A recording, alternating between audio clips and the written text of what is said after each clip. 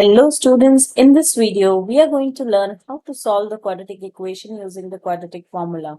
So now let's first write down the quadratic formula, which is x is equals to minus b plus minus square root of b squared minus 4ac by 2a.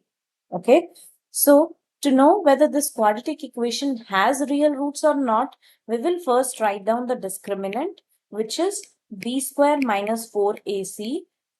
This is equals to, so here we have a as 9,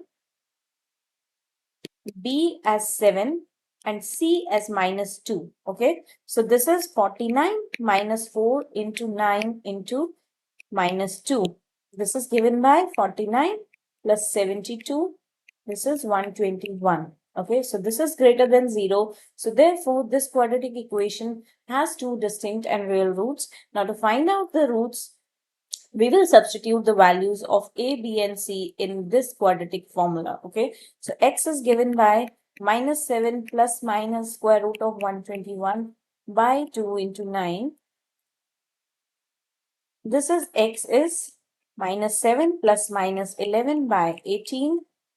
So now let's split the roots into two roots. So one will have this positive sign and the other will have this minus sign. Okay, so x1 is minus 7 plus 11 by 18 and x2 is minus 7 minus 11 by 18. Okay, so this is 4 by 18.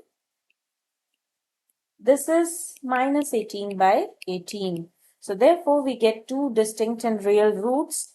On simplifying this fraction, we get x1 as 2 by 9 and we get the other root as minus 1. So we have two and distinct and real roots of this quadratic equation. So I hope this video helped you learn how to solve the quadratic equation using the quadratic formula. Thank you everyone.